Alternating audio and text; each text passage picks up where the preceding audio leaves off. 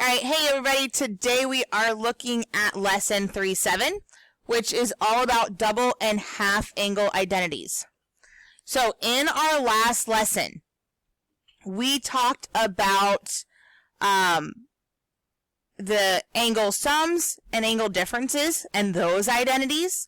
Okay, so the first thing I want to ask you guys is if we look at the sine of 2 theta, does it make sense that it's the same thing as saying the sine of theta plus theta? Okay, theta plus theta is 2 theta, right? So that should make sense. So from our last lesson, if we look at the sum identity, our sum identity for sine is the sine of angle A times the cosine of angle B plus the cosine of angle A times the sine of angle B. Well, where these double angle identities come from is just the sum identities. So if we take theta to be angle A and theta to also be angle B, I can do the sine of theta times the cosine of theta plus, now does it matter if I write this as cosine of A, sine of B, or sine of B times cosine of A? Can I switch these? Yeah, because 3 times 4 and 4 times 3 are the same. So I'm going to go ahead and switch them to be the sine of theta and the cosine of theta. Well, if I add these together, I get 2 times the sine of theta times the cosine of theta, which is the double angle identity. Does that make sense? So this is where all of these angles come from, or all of these identities come from, is from those sum and difference identities that we did in our last lesson. All right, if we look at cosine, notice cosine has 3 different identities. Okay, now why is that? Well, if I have cosine squared minus sine squared, remember this is not 1 because we're subtracting, okay?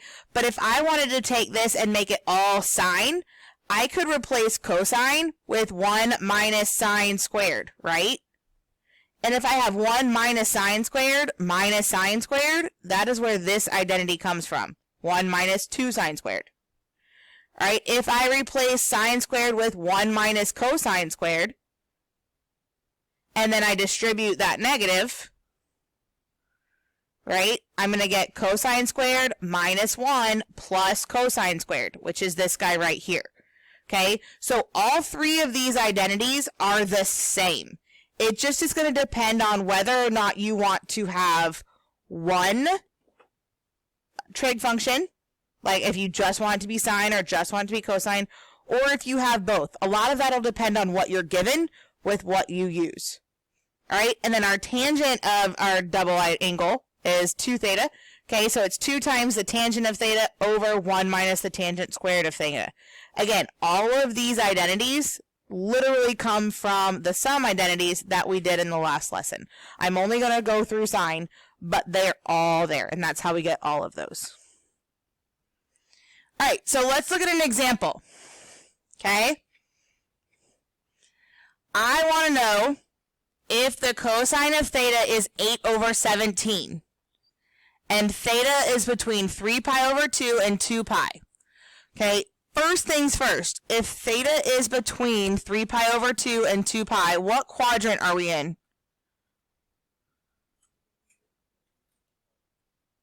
Yeah, quadrant 4, because 2 pi is the full 360, right? So this is your 270 degrees, that's your 360, so that's quadrant 4. All right, so I am given the cosine ratio, and I want to find my sine of 2 theta.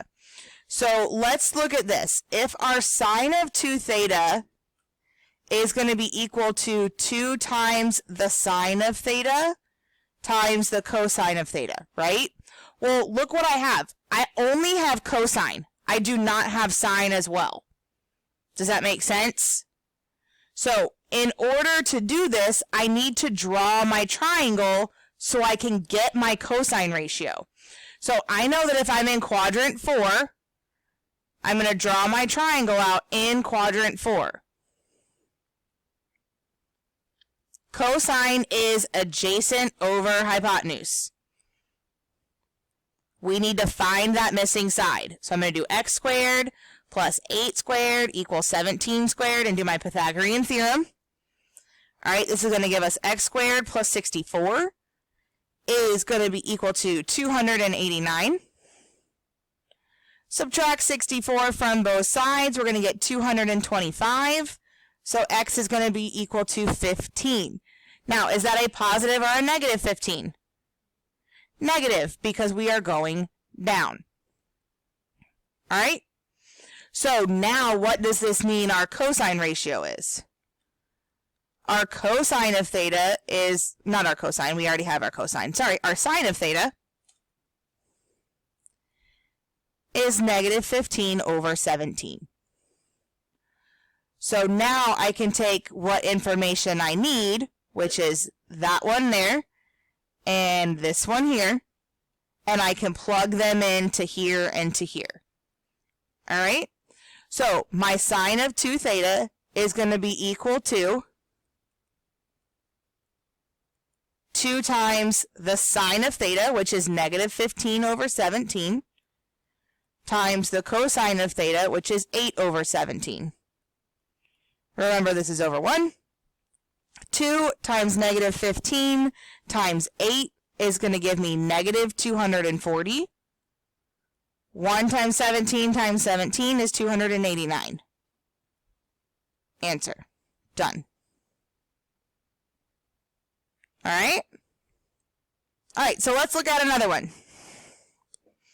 Okay, if I have the sine of theta is negative 1/3, and my theta is between pi and 3 pi over 2, what quadrant is this? That is quadrant 3. Okay, with my tangent, I need my tangent ratio, which I don't have. So we're going to go ahead and draw our triangle and pretend that's straight lines. Okay, sine is opposite over hypotenuse. Okay, so we need to find this side. So we're going to do x squared plus negative 1 squared is equal to 3 squared. So 3 squared is 9. We subtract from both sides. We get x squared is 8. When I square root both sides and simplify the radical, we get 2 root 2. Is that a positive or negative 2 root 2? Negative, because we're going to the left. Okay? So now I can look at my tangent ratio, which is opposite over adjacent. So it is negative 1 over negative 2 root 2. And then we're going to simplify that down. Okay, multiply top and bottom by the square root of 2, and I'm going to get square root of 2 over 4. And it is positive because our negative times a negative is a positive. So now I'm going to take that and plug it into my tangent identity.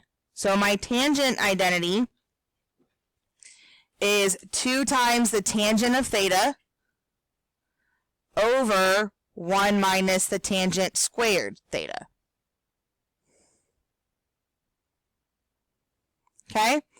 So when I plug things in here, I'm going to get 2 times the tangent of theta, which is the square root of 2 over 4, over 1 minus the square root of 2 over 4 squared.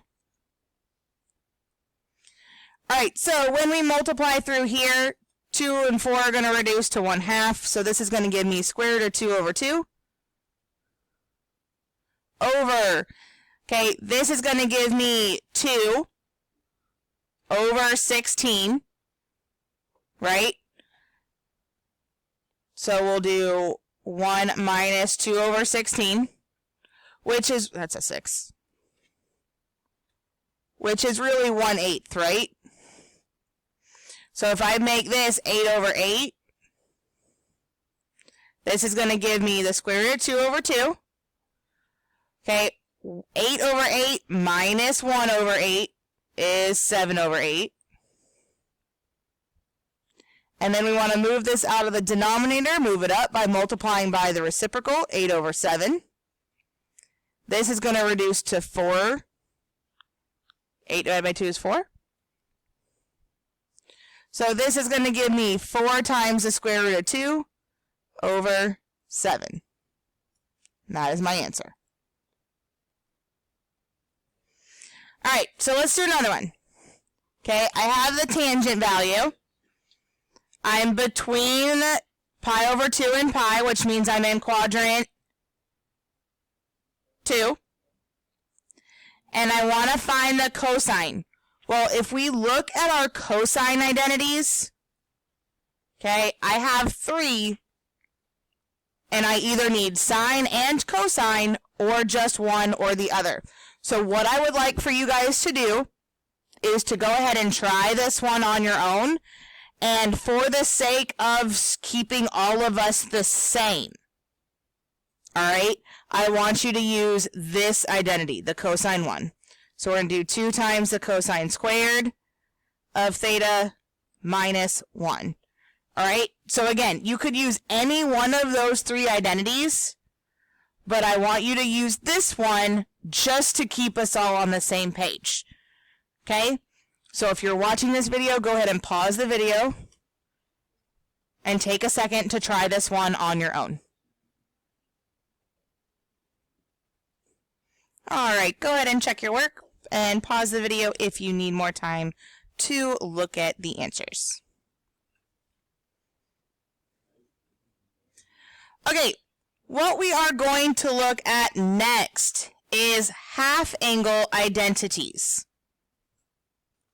Alright, so when we look at our half-angle identities, okay, a lot of times what we're going to see when we have half-angles is if we look like at number 4, if I want to know the cosine of 67.5, I know that this is not on my unit circle.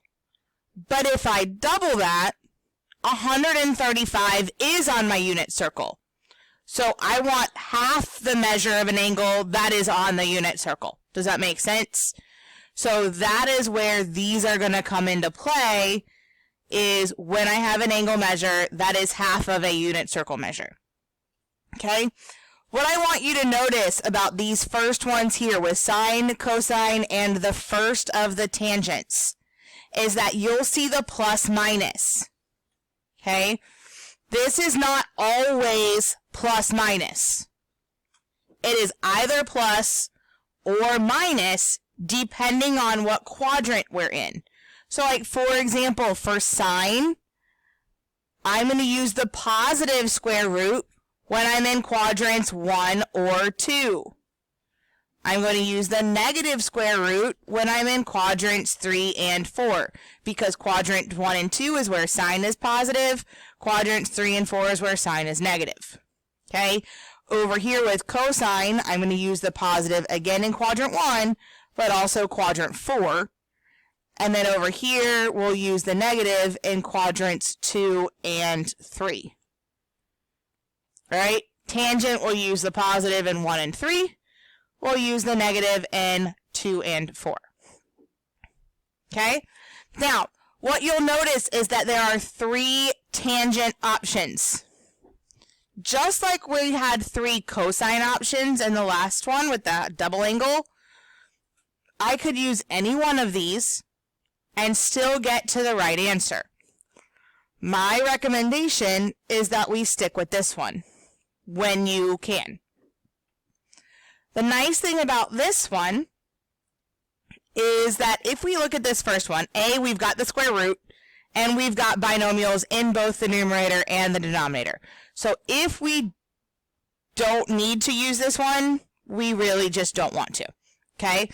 With this one, I have a binomial in the numerator, but a monomial, one only term in the denominator. And that's always easier to deal with when we only have one term in the denominator. Okay, we're not trying to add fractions together with different denominator. We're not trying to do any of that mess. Okay, this also works here. It's going to be fine. But again, you have 2 terms in the denominator. It is usually easier to use this one. Okay, So let's take a look. I want to find the cosine of 67.5 degrees. First things first, where is this in my unit circle? What quadrant? Quadrant 1. So that means that I'm going to be using the positive of my cosine. Okay? So what I want us to realize here is that theta over 2 is going to be 67.5. Okay? So then here, if I multiply both sides by 2, I'm going to get 135 degrees for theta. All right? So I'm finding the value of this using this. So if I look at my cosine identity, my cosine of theta over 2, which is in this case 135 over 2, is going to be, again, we're using the positive square root because we're in quadrant 1. 1 plus the cosine of 135 divided by 2.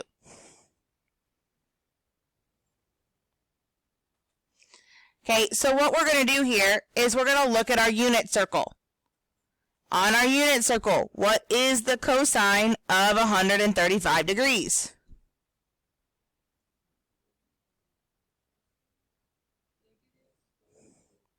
And you should get negative square root of 2 over 2.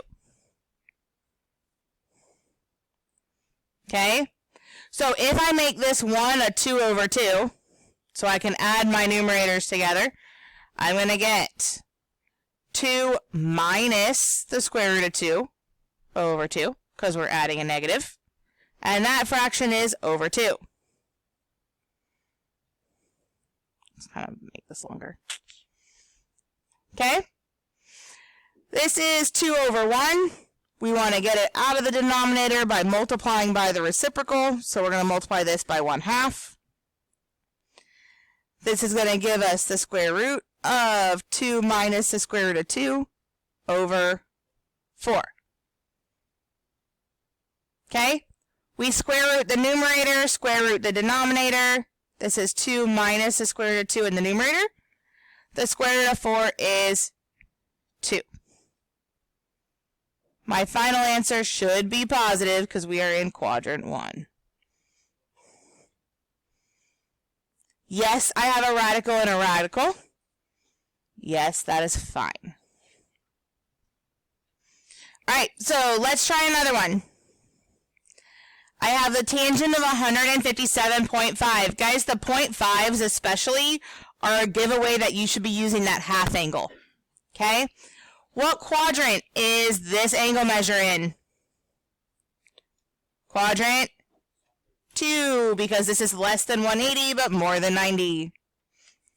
So I know that my theta over 2 is going to be 157.5. If I multiply both sides by 2, I'm going to get 315 degrees for my theta. Okay? So, our tangent identity. I have 3. Okay? I have 3 choices for tangent.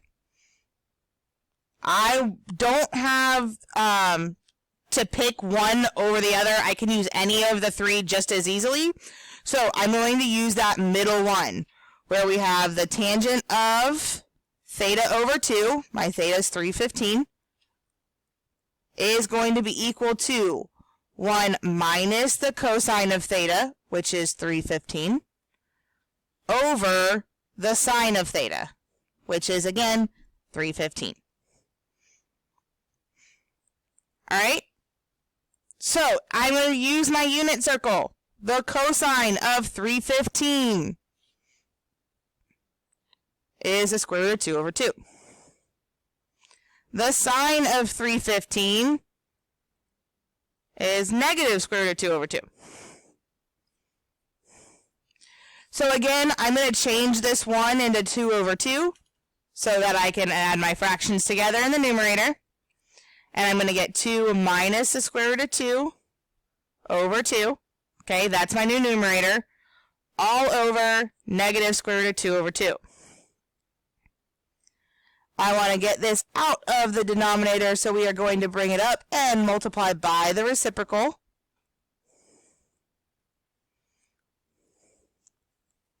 Okay, we're going to distribute here, but I'm going to distribute a negative 1 because these are going to reduce to 1. Make sense? So we're just essentially changing the sign. So negative 2 plus the square root of 2. And then 1 times square root of 2 is square root of 2. I don't want my radical in the denominator, so we're going to multiply top and bottom. And again, we're going to distribute here. So 2 times square root of 2 is negative 2 root 2. Square root of 2 times square root of 2 is 2. Square root of 2 times square root of 2 is 2.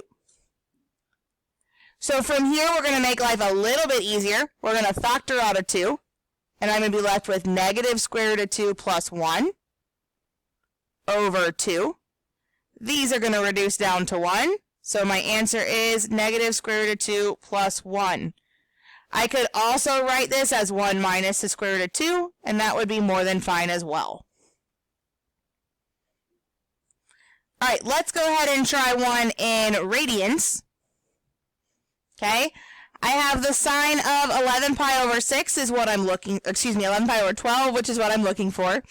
Okay, I don't have denominators of 12 in my unit circle, so I know that we're going to be looking at our theta over 2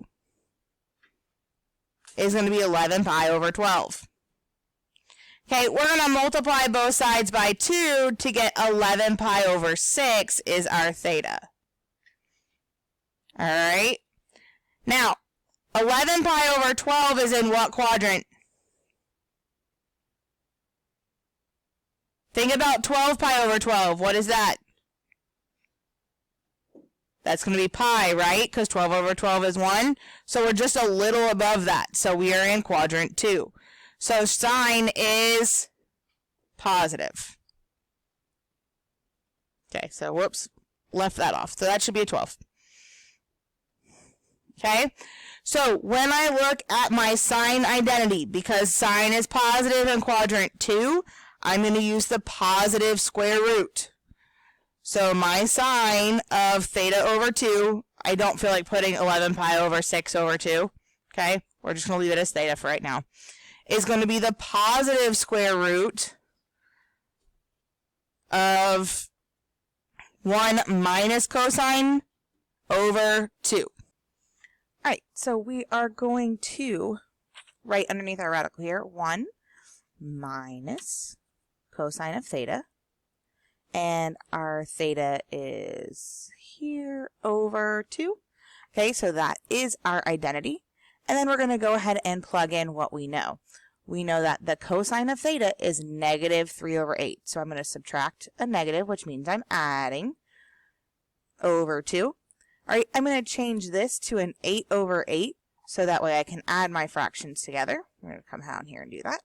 And I'm going to get the square root of 11/8 over 2. All right, remember this is over 1. We're going to take this, multiply by the reciprocal, so 1/2. And this is going to give me the square root of 11 over 16. We're going to simplify this by square rooting the top and the bottom. Square root of 16 is 4. All right. So let's keep going. Let's do another one. What I want you to see about this one is with this one, we were given what we needed to plug into the identity. All right. Whereas this next one we're going to do, we're not going to be given what we needed. So the first thing we're going to do is we're going to look and see what our range is for theta over 2. All right. And I'm going to divide this by 2. So instead of 3 pi over 2, I'm going to have that theta over 2 is between 3 pi over 4 and pi, which is going to be quadrant 2, and tangent is negative in quadrant 2. So we just want to check at the end and make sure that we do get a negative tangent value. All right, so when I look at my tangent identity, the one we like to use, is that our tangent of theta over 2 is 1 minus cosine of theta over sine of theta. So notice I need cosine and sine. And even if we look at the other identities, the one that has just a single trig function is all in terms of cosine. And then the other one is a cosine and sine as well. The only thing I'm given is sine. So what I don't have is that cosine ratio. So what we're going to do is, just like we've been doing before, and we did in the first 3 examples, is we're going to graph our triangle. So if I look at this, I see that theta is in quadrant 4. So I'm going to go ahead and make my graph here for quadrant 4. And sine is negative 12 over 13. So opposite over hypotenuse. And again, we're going to find this side. So if we go x squared plus negative 12 squared, it's going to equal 13 squared. This is going to give me that x is equal to 5. This is a Pythagorean identity, 5, 12, 13. So then when I look at this, I see that my sine ratio of theta, not sine, excuse me, we want cosine, is adjacent over hypotenuse, so 5 over 13. So now we're going to take that and plug that in over here. So we're going to do 1 minus 5 over 13 over my sine ratio, which is negative 12 over 13. All right, so I'm going to change this 1 to a 13 over 13. And we're going to subtract 13 minus 5, which is going to give me 8/13. And then over negative 12 over 13. So again, we're going to take this, multiply, bring it up by multiplying by the reciprocal. So it's 13 over negative 12. And our 13s are going to reduce to 1. And I'm going to get negative 8/12, which is negative 2/3. All right. So again, when we do not have the information we need to plug into our identity, that is when we need to draw our triangle. All right, so let's go ahead and have you guys try this one on your own. All right, so please go ahead and pause the video, give this one a shot, and then unpause it, and we will check and see how you're doing. All right, so go ahead and check your work for this problem. And if you have any questions about anything, please let me know in class. If one of the things that I want to point out is that we are, for our theta over 2, going to be in quadrant 2. So cosine is negative, which is why we're using the negative square root. So I've got all the negatives outside my radical sign because we are in quadrant 2, and cosine there is negative. All right, and we will see you guys in class. Have a great day.